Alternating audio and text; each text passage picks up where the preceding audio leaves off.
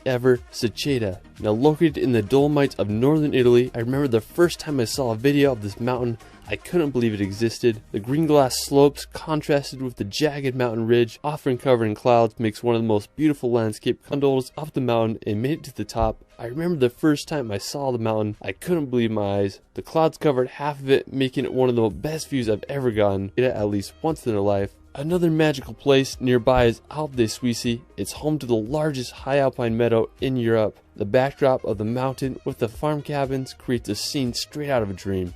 After northern Italy, let's head over to the mystical Faroe Islands. Located right between Norway and Iceland in the North Atlantic Ocean, the archipelago is made up of 18 volcanic islands. Now I have to say that the Faroes are home to some of the world's most dramatic landscapes, from sheer sea cliffs to waterfalls straight into the ocean. One of the most scenic places in the Faroe Islands is the Múlafossur waterfall. Now it's located on Vagar Island, and the waterfall descends about 100 feet into the ocean below. I mean, the backdrop of the village with a massive green mountain behind makes for one of the most scenic places on earth. One of my personal favorite places in the Faroe Islands is the Sea Stacks of Dragonir. I mean, the name itself just sounds freaking epic. It's this slanted sea rock with a perfect arch right above the cold Atlantic Ocean. This place looks like a scene out of Game of Thrones. I just can't believe how beautiful the Faroe Islands are. After the Faroe Islands, we're going to Italy to visit the picturesque village of Positano. I have to say that this is one of the most beautiful places in Europe.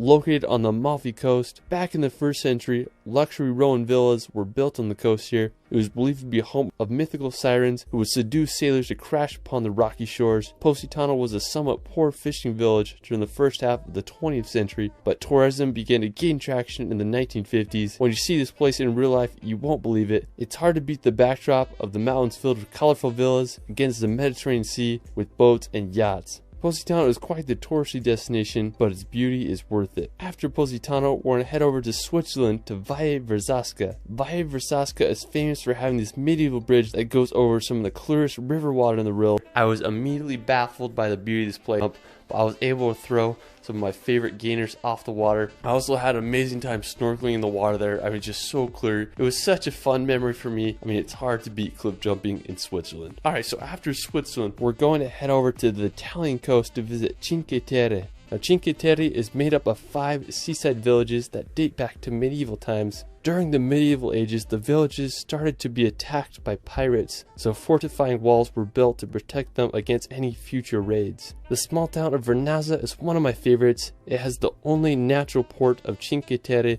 I just can't get over the colorful houses and beauty of the Cinque Terre. It's hard to beat the charm of these Italian villages. After Cinque Terre, we're going to head over to England's Jurassic Coast. Now, while you won't find any dinosaurs here, you might find some fossils on the beach. One of my favorite spots on the Jurassic Coast is Old Harry Rocks. Now, special thanks to my friend David. The Old Harry Rocks are these sea stacks that are made completely out of chalk that mark the end of the Jurassic Coast. In World War II, the stacks were used as target practice for pilots, so that's kind of crazy. I just love the combination of the green meadows with the white cliffs and the blue ocean. I mean, it's just hard to beat that scenery. After the Jurassic Coast, we're going to swim across the English Channel to visit the island of Mont Saint-Michel. Now, located 1 kilometer off the coast of France, Mont Saint-Michel is one of the most magical destinations in Europe. It reminds me a lot of Hogwarts. The island was first founded by an Irish hermit, and the construction of the monastery began in the 10th century and was finished in 1523. Due to its strategic position and dangerous changing tides, the island remained protected throughout history. During the 15th century, Louis IX decided to turn the monastery into a prison, and it remained one until 1863. Now, Mont Saint-Michel is one of France's most popular tourist destinations. If you are in northern France, you really need to visit this magical place. After Mont Saint-Michel, we're going to head to southern France to the French Riviera. Now, located on the southeast quarter of France, the French Riviera is home to some of the world's greatest coastline. It's the perfect contrast between mountains and the Mediterranean Ocean. Some of the most beautiful coastal towns of the Riviera include Saint-Tropez,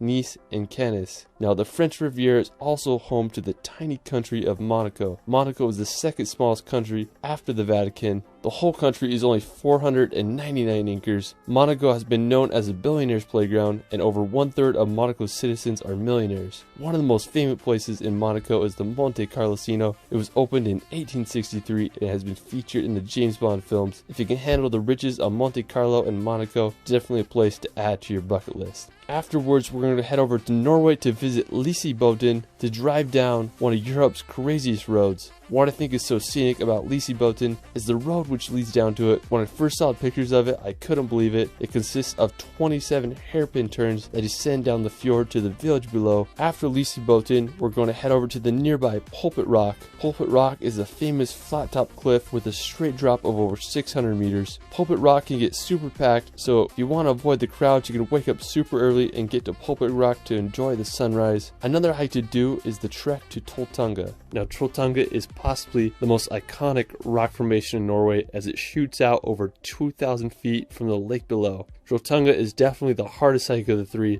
It's a 28-kilometer round-trip trek that takes anywhere from 8 to 12 hours to do. While it is a strenuous hike, it offers some of the best views in Norway. After Norway, we're going to head over to Iceland to experience the land of fire and ice. I have to say that Iceland is home to some of the world's most unique landscapes. One of the most visited attractions in Iceland is the Blue Lagoon. Just a short drive from the capital of Reykjavik, Blue Lagoon is famous for its strikingly blue water. It costs about $40 to get in and experience the geothermal spa. One of my personal favorite places in Iceland is the Reynisfjara beach. What I really loved about the beach is the basalt sea stacks in the ocean. It makes you wonder how the Vikings must have felt when they washed up on the Icelandic shores. After Reynisfjara, you can check out Skogafoss waterfall. It's one of the most impressive waterfalls in Iceland with a drop of over 60 meters. You can also drive an hour east on the Ring Road and visit one of the most scenic canyons in Iceland.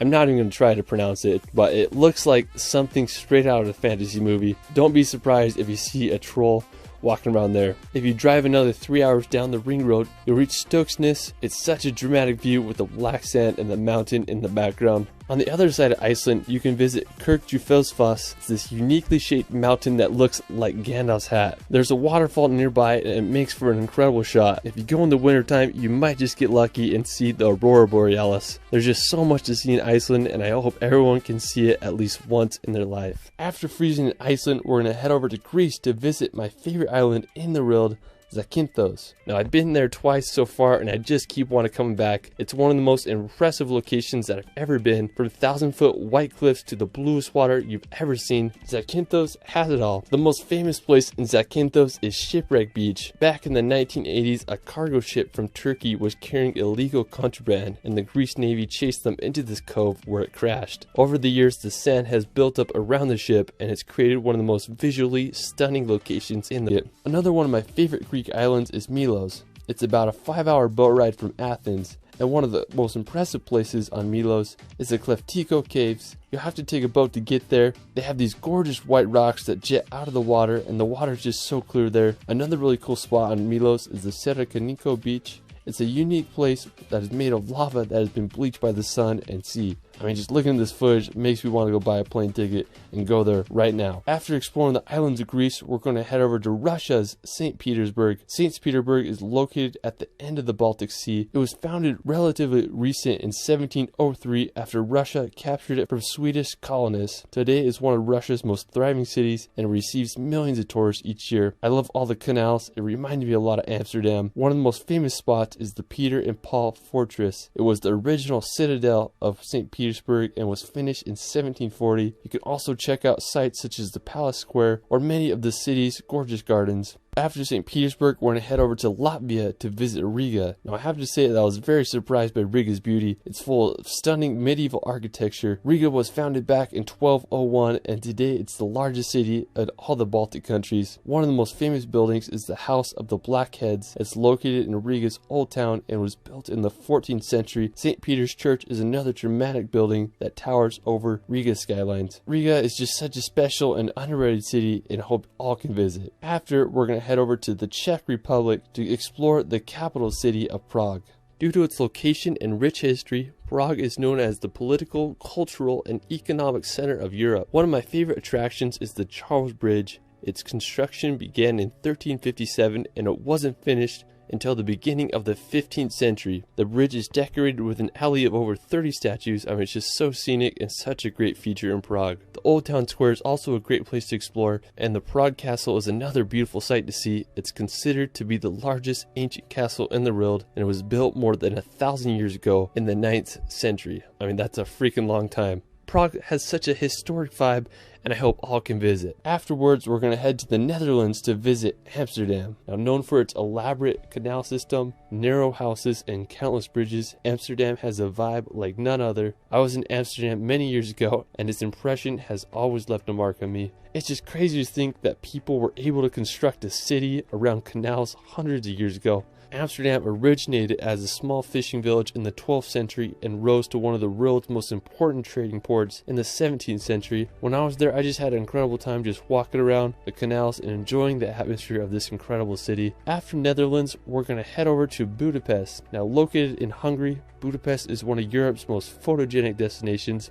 The Danube River runs right through Budapest, making it a unique and stunning city. One of my favorite attractions is the Chain Bridge. It's a suspension bridge that runs across the Danube. The Hungarian Parliament building is another incredible piece of architecture. It was opened in 1902 and is the third largest parliament building in the world. Budapest is also famous for its thermal baths. The Széchenyi thermal bath is the largest in Europe, and it's known for its medicinal properties. After, we're going to head over to Croatia. Now, I have to say that Croatia is one of the most beautiful countries in all of Europe. One of my favorite places in Croatia is Dubrovnik. Dubrovnik is one of the most popular medieval towns in all of Europe. One of the most notable features in Dubrovnik is the walls that surround the city. They're almost 2 kilometers in length and anywhere from 4 to 6 meters thick. The unique look of the city has made it a popular filming location for series such as Game of Thrones. Now, another fascinating city in Croatia is Pula. The city is home to the Pula Arena. It's this perfectly preserved Roman amphitheater that was constructed from 27 BC to 68 AD,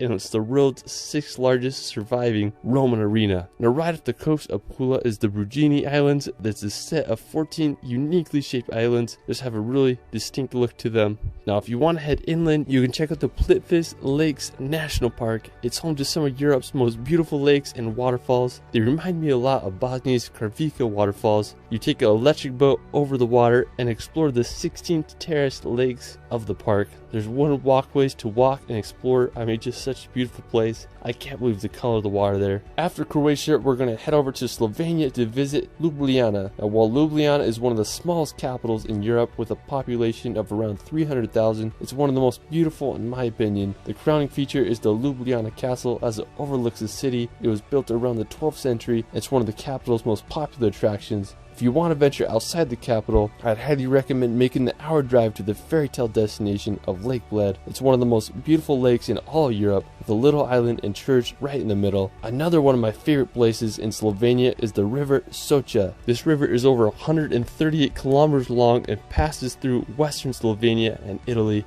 It's considered to be one of the most beautiful rivers in all of Europe, and I can totally see why. It has a very distinct emerald color to it that I've never seen before. It's a great place to go kayaking and river rafting. I mean, the river is just full of so many rapids, winding turns, and scenic bridges. I can't think of a better place to spend during a hot summer day. After Slovenia, let's head over to Portugal to visit the vibrant city of Lisbon. Being one of the oldest cities in the world, Lisbon is Europe's second oldest capital city after Athens. I mean, there's just so much culture and history in this city. You can check out the Sanctuary of Christ the King Monument. It reminds me of a mixture of Rio de Janeiro and San Francisco's bridge. The Commerce Square is another beautiful spot to explore. One of the coolest parks in Lisbon is the Parque Eduardo VII. It's full of beautifully designed hedges and just a great place to enjoy the afternoon or evening. The Belém Tower is also an important monument that served as a point of embarkation for Portuguese explorers.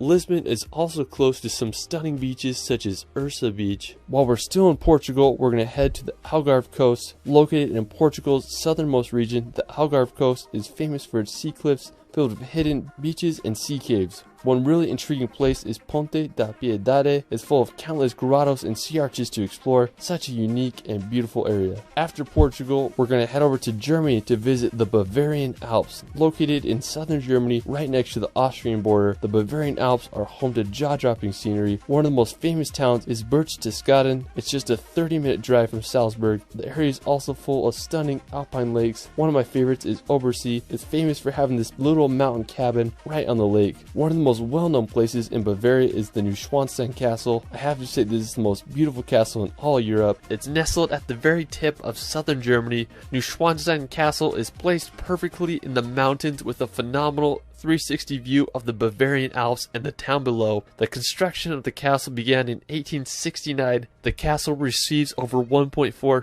million visitors a year, so it's definitely a tourist hotspot. I mean, I just can't get over the beauty of this castle. It looks like something straight out of a Disney movie. After, we're going to head to Italy's beautiful region of Tuscany. Now located in central Italy, Tuscany is known for its landscapes, history, and artistic legacy. Whenever I think of Tuscany, I just imagine rolling green hills with beautiful farm homes lined with skinny cypress trees. It's just hard to beat the beauty there. It would be a prime place to retire. Now, the capital of Tuscany is the iconic city of Florence. It's considered to be the birth of the Renaissance. One of the most impressive buildings is the Florence Cathedral. When you look at it, you just can't believe how big it is. It was completed in 1436, and it just amazes me that they were able to engineer such a big dome. The Ponte Vecchio Bridge is another historic site as it crosses the Arno River. I just can't say enough good things about Florence. It's such an amazing city with so much history. Another great town in Tuscany is San Gimignano. San Gimignano is a stunning medieval city perched upon a hill. One of the most iconic features of the city is the medieval watchtowers. Currently, there are 14 watchtowers still standing, but during the city's prime, there were over 72 towers with the highest up to 230 feet tall. I mean, I just can't imagine how it must have looked back then. I guess you could say it was the Manhattan of the Middle Ages. San Gimignano's medieval vibe has been untouched throughout time and has become one of the most popular medieval locations in Italy. After exploring Tuscany, we're going to head over to Lake Como. Now located about a 1.5 hour drive from Milan, Lake Como is a sight to see. Known for its picturesque scenery and luxury villas, Lake Como has been named one of the world's most beautiful lakes, and I totally understand why. The lake's beauty has attracted people here since the Roman times. When you go there, you can walk the streets of Bellagio or take a ferry to other lakeside villages. If you're in northern Italy, you gotta check this place out. While we're still in Italy, let's head over to the famous city of Venice. Now, Venice is one of the world's most unique cities. There are no roads and just canals to get around. It's made up of 118 islands, and they are linked by over 400 bridges. Venice was a major financial and maritime power during the medieval ages and the Renaissance, and today it's one of Europe's most popular tourist destinations. When you're there, you can take a ride down the canals on a gondola, or you can check out St. Mark's Square. It's a one-of-a-kind location I hope you all can see. Another one of my favorite places is the magical city of Edinburgh. If you want to go back in time, Edinburgh is a must.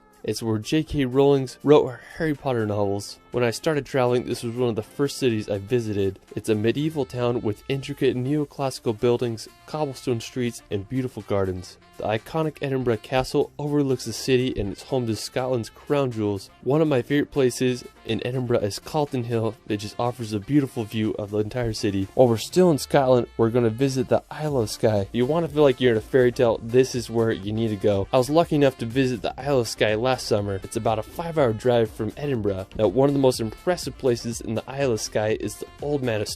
The legend of the Old Manor is supposedly a giant lived there a long time ago, and when he was buried, his thumb was left sticking out of the ground, creating the mystical rock formation. Now, just a few minutes away from the Old Manor, there is a breathtaking waterfall called Meout Falls that cascades down to the ocean. There's a nice viewpoint where you can see the waterfall. If you're looking to find some ferries, you may want to check out the ferry pools. They're these picturesque blue pools that lie at the base of the Black Cuillin Mountains. After Scotland, we're going to head over to the charming capital of Dublin.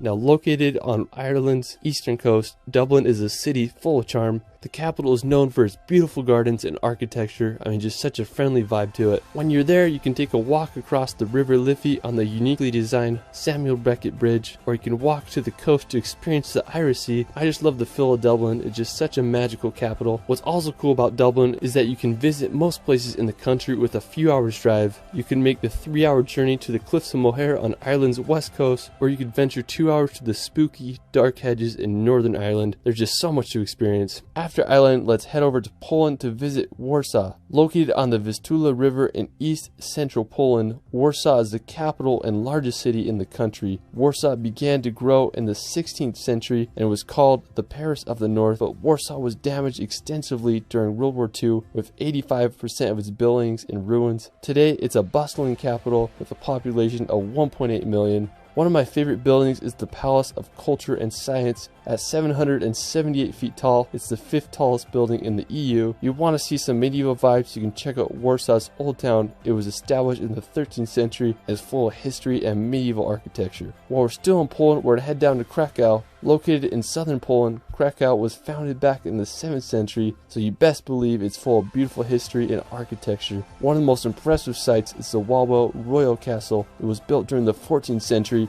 and was the first UNESCO World Heritage Site. It features architectural styles from the medieval, Renaissance, and Baroque periods. Such a beautiful building. If you're into World War II history, you can make the hour drive to the Memorial of Auschwitz concentration camps. Auschwitz is infamously known as one of the most horrific Nazi concentration camps. Over 1.1 million people died here. So it's such a tragedy. One of my favorite books I've ever read is called The Auschwitz Escape, and it tells the story of how 2 prisoners made the daring escape from the prison camp, and it also really just gives you perspective of what it was like to live in that camp. Just absolutely horrific. After Poland, we're going to head back to the Baltics to visit Lithuania's capital of Vilnius. Unlike other Baltic capitals of Tallinn and Riga, Vilnius is located inland near its eastern border. Before World War II, Vilnius was one of the largest Jewish centers in the world. Napoleon called it the Jerusalem of the North. I'm just blown away by the beauty of the city and its perfect mixture of modern and Baroque architecture. You can drive 30 minutes outside the city and visit the Trakai Island Castle. It's this uniquely designed castle that's on a little island in Lake Gulf. Such a cool little spot outside the city.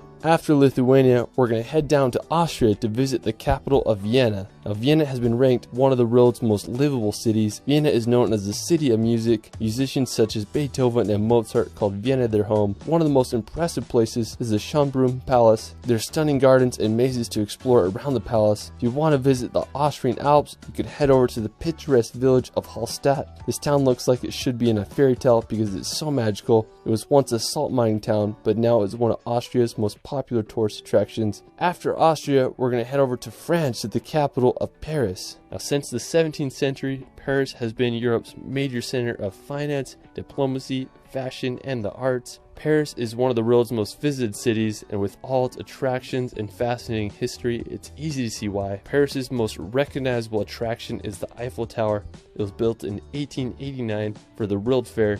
The Eiffel Tower is 324 meters high, which made it the tallest man-made structure in the world until 1930. You can take an elevator up there to get an incredible 360 panoramic view of all of Paris. Another popular attraction is the Louvre Museum. It's the world's largest art museum and it's home to Da Vinci's Mona Lisa. You can also take a drive around the Arc de Triomphe or walk the grounds of the Palace of Versailles.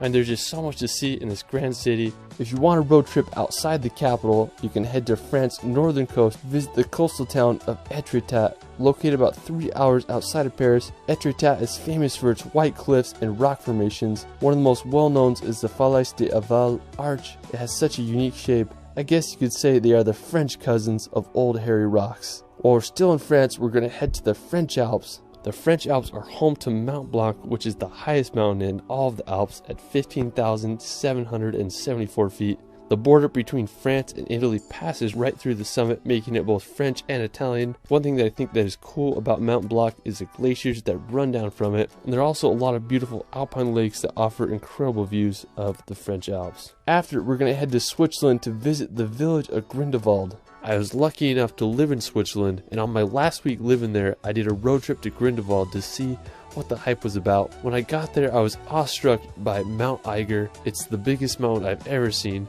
I wanted to do a hike that would give me a great vantage point of Mount Eiger, but I didn't know the area that well, so I just saw this random peak, so I decided to hike straight up the mountain. When I reached the top, I had the whole peak to myself, and I was rewarded with an incredible view of Mount Eiger. It was just such a memorable experience. After Grindelwald, we're going to head over to the mountains of Appenzell. Now located in eastern Switzerland, these mountains quickly became one of my favorite places I've ever been. It's home to massive, jagged mountains that look like something out of Lord of the Rings. Now to get up to the mountain, I took a gondola up to the top, and then I hiked about an hour to reach a hotel on the top of the mountain. Now me and my buddy Danny decided to stay the night at this hotel so we could watch the sunset. Well, now we got all settled in, and then we ventured off to get the perfect spot. The clouds were covering the sky, so we only had about 15 minutes of sunlight to get the shot. Now my buddy Danny, he whipped out his FPV drone and got some of the most incredible shots I've ever seen. I mean, I was just standing on the peak and he'd flying the drone over me with the sunset in the background. It goes down as one of the top 5 sunsets of my life. Another one of my favorite places in Switzerland is Zermatt. Zermatt is home to the most iconic mountain in the Alps,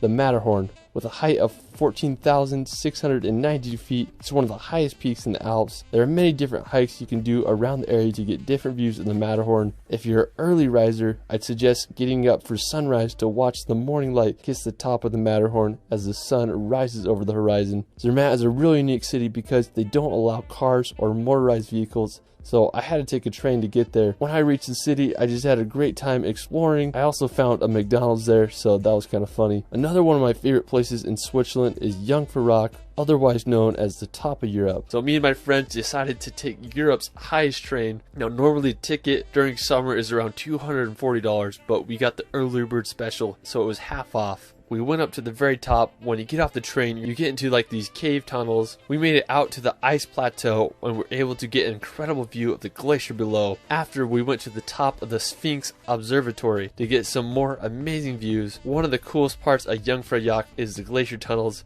You're able to walk through these tunnels carved right out of the ice. While a trip to Jungfraujoch is expensive, I definitely recommend that everyone try it at least once in their life. After exploring the Swiss Alps, we're gonna head to Finland. Now the capital of Finland is Helsinki, and it's been ranked as one of the happiest and most livable cities in the world. Helsinki is one of the northernmost metropolitan areas, and the whole city just has a great vibe to it. I would love to spend Christmas here. If you want to see some of Finland's nature, you can head up north to visit Lapland. Now Lapland is Finland's northernmost region and it borders Russia, Sweden, and Norway. In the winter months, Lapland becomes a frozen wonderland that looks like something straight out of a Disney movie. Now if you can handle the cold, Lapland may be one of the best places in the world to see the northern lights. The northern lights are abundant throughout the cold winter months. It can get up to negative 50 degrees Celsius in the winters, so make sure you bundle up. One thing I love about Lapland is the snow-covered trees. They look like something out of a Dr. Seuss book. In the summertime, Lapland becomes a peaceful area with wildlife and endless nature. I really just want to spend some time in Finland, relaxing in a sauna and seeing for myself why Finland is the happiest country in the world. After Finland, we're going to head over to Sweden to visit the capital of Stockholm. It's made up of 14 islands and 50 bridges. Compared to other Nordic countries such as Norway and Iceland, I felt Sweden was much more affordable. I just love the buildings and architecture there. It reminded me a lot of Copenhagen with its colorful buildings and canals full of wooden ships. I mean, it's just such a wonderful city, and I think everyone should give it a visit. Afterwards, we're going to Belgium to visit the medieval city of Bruges. Due to its tidal inlets and canals, Bruges is sometimes referred to as the Venice of the North. Bruges' tidal inlet helped it become one of the most prosperous cities during the Middle Ages as it quickly became a strategic location for maritime trade routes. Today, most of Bruges' medieval structures have remained intact. One of my favorite features of the city is the market square. It's towered over by a 277-foot medieval bell tower of Belfry, which was constructed in the 13th century. Just such an impressive and unique medieval city. After Belgium, we're going to head over to the German village of Rothenburg. When you go to Rothenburg, you feel like you're walking into a fantasy movie. It's one of the most preserved medieval towns in Europe. During the Middle Ages, Rothenburg thrived as it was located at the crossroads of the European trade routes. At the beginning of the 15th century, it rose to become the second largest city in Germany, but during the 17th century, Rothenburg faced adversities such as the 30 Years' War and the bubonic plague, Without much resources, Rothenburg's growth was halted, which aided in keeping the town preserved in its medieval state. Today, Rothenburg maintains its medieval charm. It's been the inspiration for Disney movies such as Pinocchio and Beauty and the Beast. If you can, go check out the famous Plonine Corner or the Christmas market. It's hard to beat the allure of this German village. After Rothenburg, we're going to visit possibly the most iconic city in the world, London. I love the city so much, I just keep coming back. Everything from double-decker buses to the energy of Piccadilly Circus makes the city feel so alive. There's just so many places to see. You can check out the iconic Big Ben and walk across the bridge to see the Palace of Westminster. There's the Tower Bridge, which is possibly the most famous bridge in all London. You can go see the Stoic Guards at Buckingham Palace or take a ride on the London Eye. If you haven't already been to London, I highly recommend visiting when you can. It's hard to beat the London atmosphere. There's no city like it in the world. Alright, so after exploring London, we're going to make the 2-hour drive over to Stonehenge. Located in Wiltshire, England, lies one of the most famous man-made rock structures in the world. There's a lot of mystery surrounding Stonehenge, like what was its purpose and how was it made. Archaeologists believe it was constructed back between 3000 to 2000 BC. Stonehenge consists of a ring of rocks, each being around 13 feet high and weighing nearly 25 tons each. It's unclear what the exact purpose of Stonehenge was. It's believed that it was used as an astronomical observatory or a religious site. Either way, it sure makes you stop and think how people thousands of years ago were able to construct this. After Stonehenge, we're going to head over to visit Wales. Now, Wales is located in the southwest part of Great Britain. It's famous for its mountainous national parks, picturesque coastline, and distinct Welsh language. One of the most scenic places in Wales is the Snowdonia National Park. It's a region in northwest Wales that is known for its mountains and lakes. The highest peak in Wales, Mount Snowdon, is located in the park with an elevation of 1,085 meters. You can hike on up there, or you can take the Snowdon Mountain Railway to the top. If you're lucky, you might be able to see Ireland across the sea. After Wales, we're going to head back to Switzerland to explore Lucerne. Located in the heart of Switzerland, Lucerne is a picturesque lake city surrounded by the Swiss Alps. It's just a short 40-minute drive from Zurich. One of my favorite parts of Lucerne is all of its medieval buildings and architecture. Lucerne is home to Chapel Bridge, which is the world's oldest surviving truss bridge. It was built over 600 years ago in 1365. It almost burnt down in 1993, but it was reconstructed and it's now open to the public. Another impressive place in Lucerne is the Musseg Wall and Towers. The fortifications began in the 13th century, and it's made up of 9 stone towers that were used as a defense wall during medieval times. Aside from all the history, Lucerne is just a beautiful city to walk around and explore the lake and all the surrounding scenery. While we're still in Switzerland, we're going to head over to the capital of Bern. Now, in my opinion, I think Bern is one of Europe's most beautiful capitals. I love how the blue waters of the Aare River winds perfectly through the city. Now, Bern's origins date back to the 12th century, and today the capital hosts a population of just over 1 million people. Now, one of the most impressive places in Bern is the Old City. It's the medieval part of Bern. One of the most prominent features is the Cathedral of Bern. It started construction in 1421, and it's the tallest cathedral in all of Switzerland at a height of 100 meters. Bern is just such a wonderful city, and I hope you all can visit one day. Another one of my favorite capitals is Denmark's Copenhagen. Now, Copenhagen started as a Viking fishing village in the 10th century. Today, Copenhagen is the cultural, economic, and governmental center of Denmark. One of the most recognizable places in Copenhagen is the Nyhavn Canal. It's a 17th century canal that is lined with beautifully colored houses and historical wooden ships. It's just a great place to walk around and enjoy some Danish restaurants and cafes. Another impressive spot in the city is the Copenhagen Opera House. It's one of the most modern and expensive opera houses ever built, with an estimated cost of $500 million. Copenhagen is just such a great city to walk around and explore all the hidden treasures. After Denmark, let's head over to the beautiful city of Tallinn. Located in Estonia on the coast of the Baltic Sea, Tallinn received its city rights in the year 1248, and during medieval times it quickly became a major trading hub due to its strategic positioning. As for the city, one of the most impressive places is Tallinn's Old Town. It's one of Europe's most well-preserved medieval cities. I just love all the buildings and architecture there. Tallinn was also just featured in Christopher Nolan's new film Tenet. If you haven't seen that yet, your mind's gonna be blown. Anyways, if you want to visit one of Europe's most trending cities, you have to give Tallinn a visit. After, we're going to visit Montenegro's coastal town of Kotor. Located in what some consider to be Europe's southernmost fjord, Kotor is one of the most well-preserved medieval old towns in all the Balkans. It's grown in popularity over the years, and it's a popular cruise ship stop. If you want to get one of the best views of Kotor, you can drive up the Serpentine Road to get a panoramic view of the entire bay and surrounding mountains. I mean, just what a beautiful city. From Kotor, you can make the 30-minute drive over to the nearby islet of Sveti Stefan. It's this 15th century island fortress that has been converted to a 5-star luxury resort. If you can afford it, it would be quite the place to stay. While we're still in Montenegro, we're going to check out the Drdavica Tata Bridge. This is one of the coolest arch bridges that I've ever seen. The bridge was finished in 1940 and it consists of 5 arches, with its highest being over 564 feet above the river below. I mean, just such a crazy looking bridge. Alright, after Montenegro, we're going to head over to the neighboring country of Bosnia and Herzegovina. Known for its beautiful rivers, medieval bridges, and fascinating history, it's quite the place to visit. Now, one of my favorite places in the country is the city of Mostar.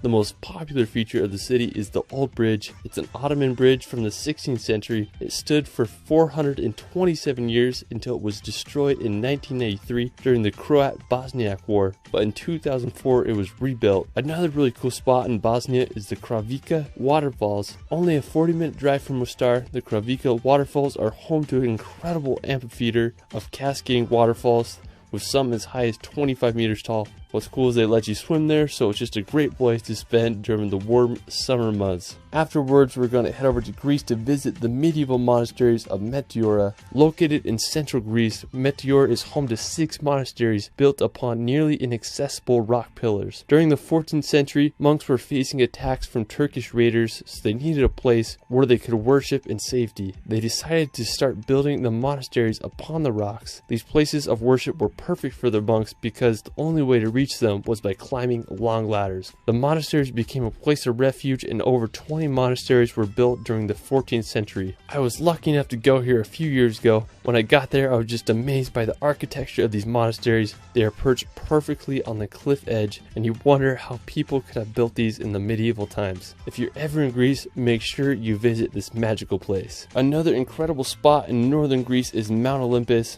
or otherwise known as the mythical mountain of the gods. At 9,570 feet high, it's the highest mountain in all of Greece. According to Greek mythology, this is where Zeus and other Greek gods resided. If you want to hike the mountain of the gods, it's recommended to do the hike in 2 to 3 days, and I'd recommend having a guide because it can be quite dangerous and a confusing hike. While we're still in Greece, we're going to head over to the iconic city of Athens. It's the capital and largest city in Greece, and it's one of the world's oldest cities. Athens is such a wild place with so much history. One of my favorite places in Athens is the Acropolis. If you want to get into Parthenon, it costs about 20 euros, so it's a little expensive, but it's totally worth it, especially if you're there. When I went to the Acropolis, I was able to get some of my favorite time lapses over the city. There's just an endless sea of white buildings with mountains in the background. If you do go to Greece, I recommend exploring Athens for at least a day or two. It's just such a unique place. After, we're going to head over to Bulgaria to visit Sofia. Located in western Bulgaria, Sofia is the country's capital. One of the most famous places in Sofia is the Alexander Nevsky Cathedral. It was completed in 1912. I love the gold-plated dome roofs. It has just such a unique look to it. While we're still in Bulgaria, we're going to head over to the east coast to visit Varna. Now, Varna is located right on the coast of the Black Sea. I went there last summer to film a video for a hotel, and I had no expectations, but I was pleasantly surprised by its beauty and history.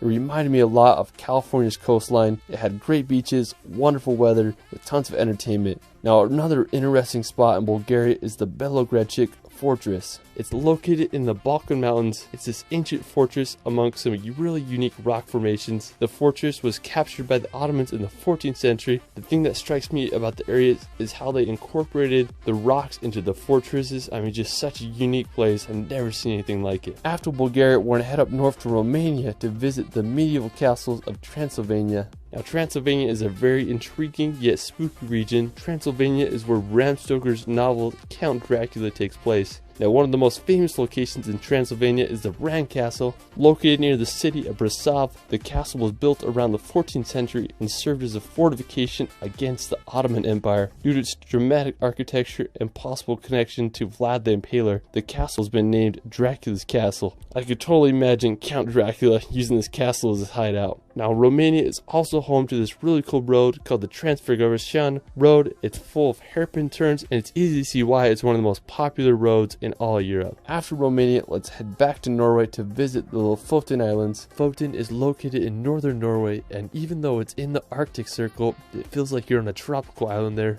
I was lucky enough to go there about 2 summers ago, and I had an incredible journey road tripping through Lofoten. Our first pit stop was at this fishing village called Henningsvær to see the world's most scenic football field. When we got there, we sadly didn't have a soccer ball, but we had a good time playing on the field and enjoying the incredible views of Henningsvær. We kept on driving and made it to the iconic town of Rain. Now when you think of Norway, this is it. It has those red houses surrounded by massive sea mountains. In my opinion, I'd have to say that Rain is the most beautiful town in Lofoten. When I was planning my road trip to Norway, I remember seeing pictures of this place and I just couldn't believe it existed. After Lofoten, we're gonna head to Saltstraumen to witness one of the world's largest whirlpools. So over 110 billion gallons of water pass through this 3-kilometer strait every 6 hours, making for one of the strongest currents in the world. Now water speeds can reach over 37 kilometers. One of the coolest features of Saltstraumen is the whirlpools that the changing tides make. Now, while they aren't the whirlpools you'd imagine in movies like Pirates of the Caribbean,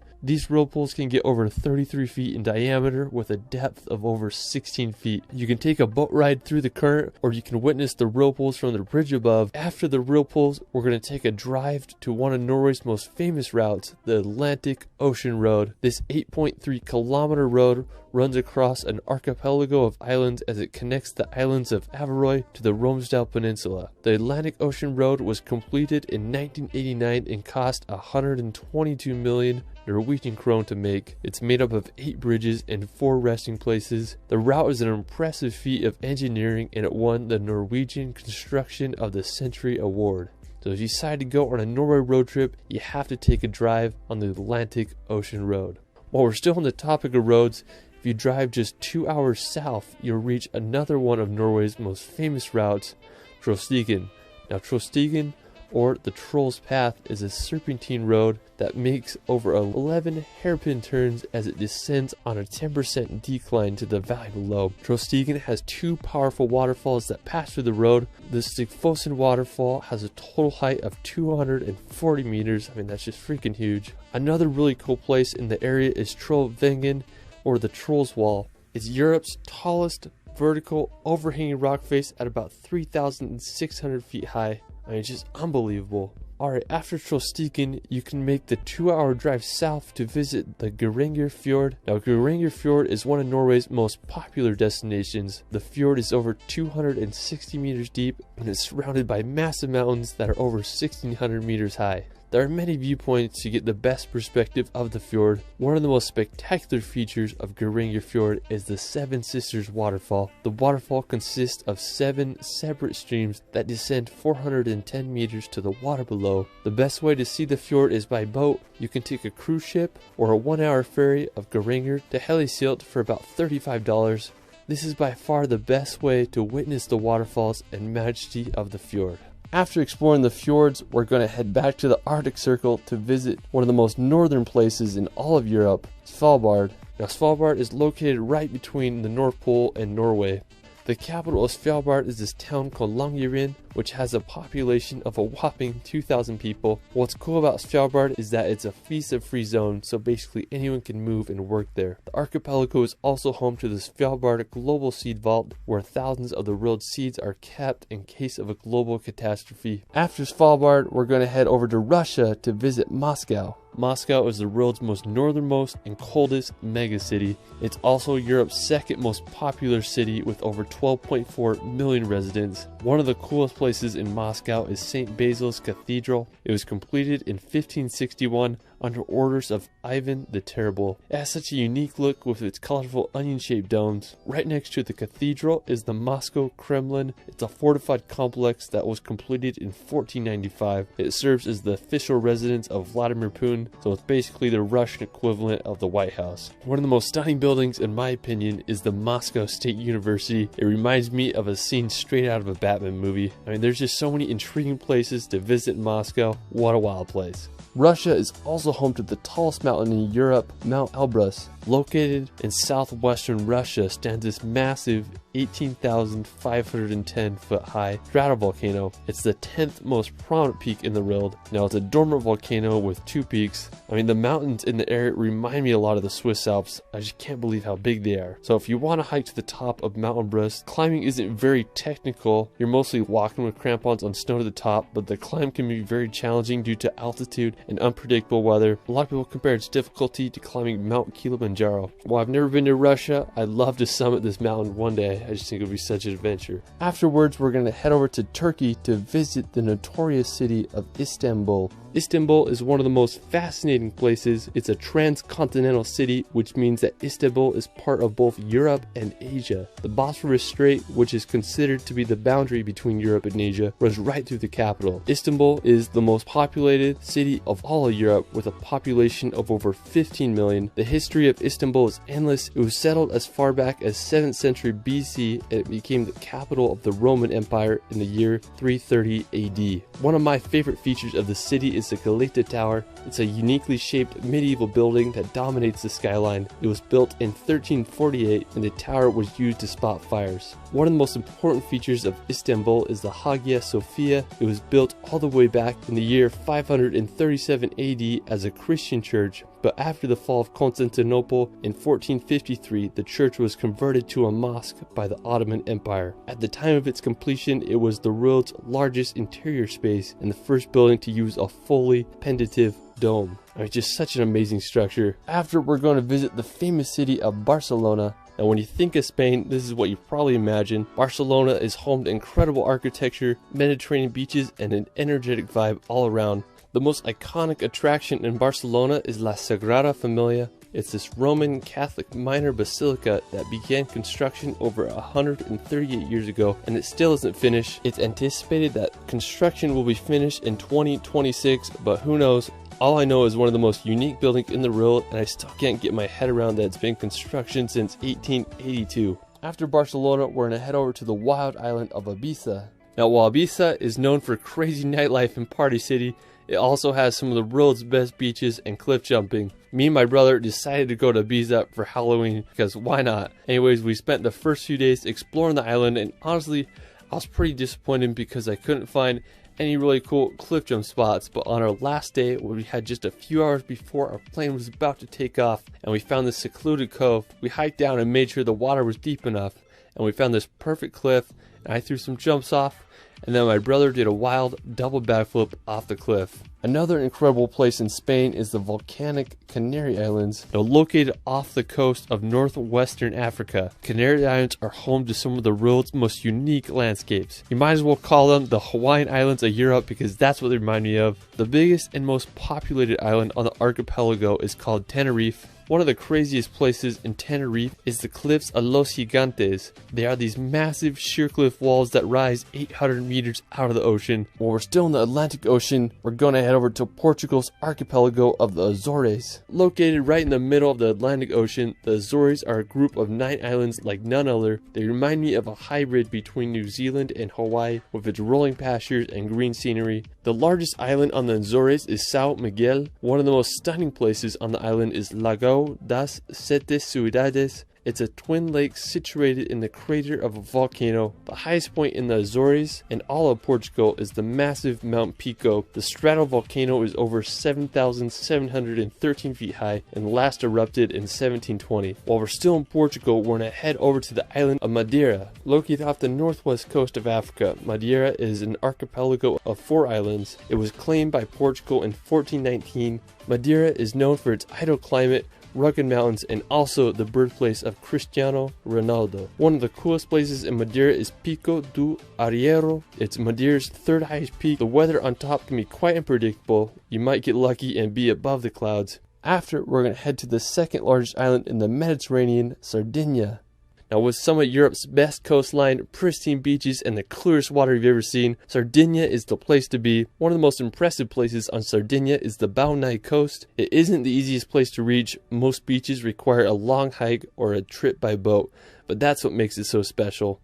After Sardinia, we're going to head back to Italy's mainland to visit the capital of Rome. Now, Rome may be the most famous and iconic capital in the world. Its history spans over 28 centuries, with its founding taking place in the year 1753 BC. During ancient times, Rome's population peaked around 1 million people. It's just crazy to think that a city was so advanced that it could support so many people during that time. Ancient Rome's architecture stands today and draws millions of tourists each year. One of the most well-known structures of the capital is the Colosseum. It's the largest amphitheater built at its time and could hold anywhere from 50 to 80,000 spectators. You can marvel its architecture from the outside or take a guided tour to witness the interior. One of my personal favorite attractions in Rome is the Trevi Fountain. It's this Baroque styled fountain that was completed in 1762. If you do go, the earlier the better, because you can get super crowded there. While we're still in Italy, we're going to head over to the nearby San Marino. The Republic of San Marino is a microstate completely enclosed by Italy. The history of this small country is absolutely fascinating. It was founded by a stonemason from Croatia named Saint Marinus. After facing persecution for his Christian sermons, he fled to the mountain of Monte Titano, where he built a church and founded the small country in the year 301 AD. San Marino claims to be the oldest surviving sovereign state and the oldest constitutional republic. The capital of the country is the city of San Marino, and it's situated on the slopes of Monte Titano. It's hard to beat the location of the city. One of the most iconic spots in San Marino is the fortress of Guaita. It was built in the 11th century and served as a prison. San Marino is just such a beautiful yet interesting city and country, and I hope you all can visit. Alright, for our final location, we're going to head back to northern Norway to visit Senja. Now, Senja is Norway's second largest island. The reason I wanted to go to Senja was because I wanted to hike to Segla.